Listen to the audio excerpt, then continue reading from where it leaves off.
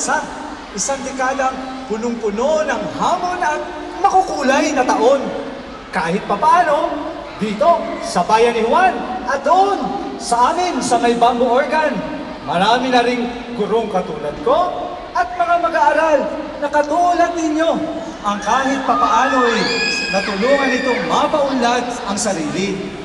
Pero sa totoo lang, sa kabuuan, dito sa bayan ni Juan ay may kahirapan pa rin ang buhay. Pero, ewan ko nga ba kung bakit nakukuha pa rin nating umiti sa kabila ng mga suliraning ito. Ang gobyerno, tila hindi pa rin buo ang loob sa pagbibigay rin suporta sa edukasyon. Naiisip ko tuloy bilang isang teacher ang iba't ibang isyong nakapalibot dito. Kung minsan tuloy, ang drama sa buhay, idinadaan na lang natin sa kanta. Dahil tulad ng isang kanta, refleksyon ito ng mukha ng buhay. Salamin nating dalawa bilang guro at mag-aaral. Kahit man lang dito, maipakita natin ang ating mga sarili.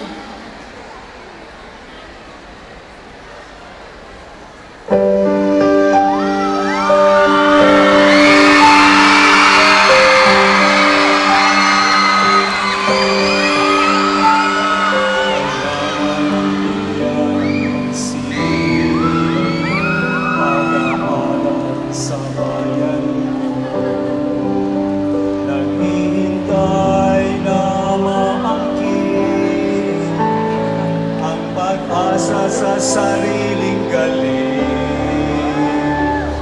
Joseph's it's lang, ibang-iba ang dating.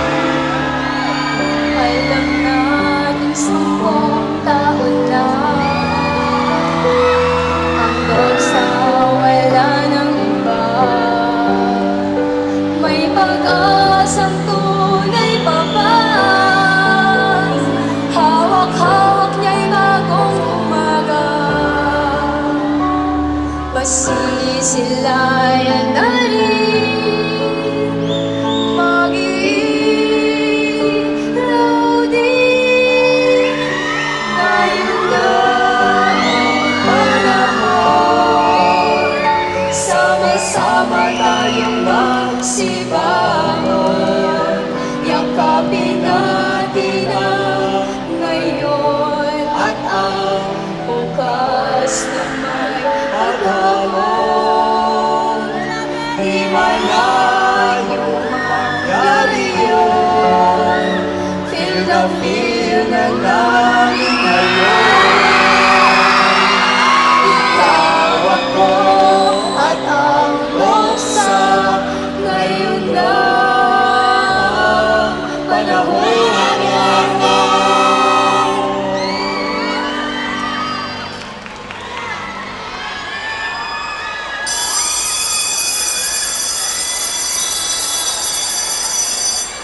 O paano?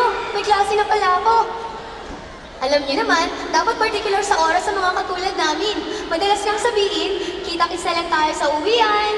Ito ang Buhay Teacher, ang kwento ko at kwento ninyo.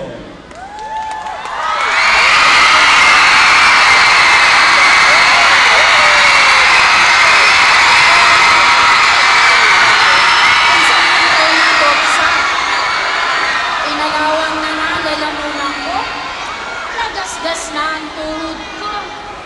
Inugat pa ang mga binti ko. Wala naman nangyari. Pareho rin naman ang sistema, di ba? Ikaw naman, may awa ang Diyos. Masasaan ba't uusa din tayo?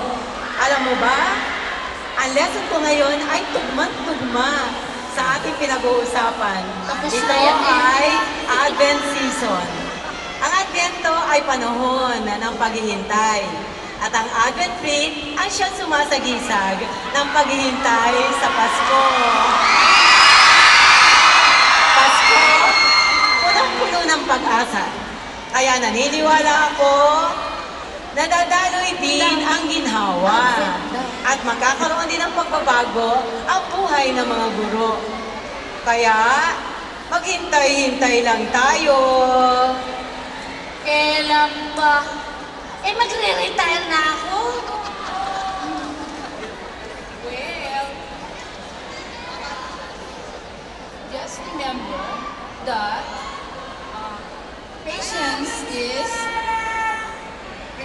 patience is genius. We always need to be on guard and at the same time keep ourselves cool. Remember, that's all we ought to be as teachers. Sa bagay nga, sige, trabaho na lang tayo. Pero alam niyo ba, tuwan-tuwa rin ako na naabutan tayo ng 10 years. Kasi tingnan niyo, tayo lang ang na-expose dito sa Cuneta, di ba?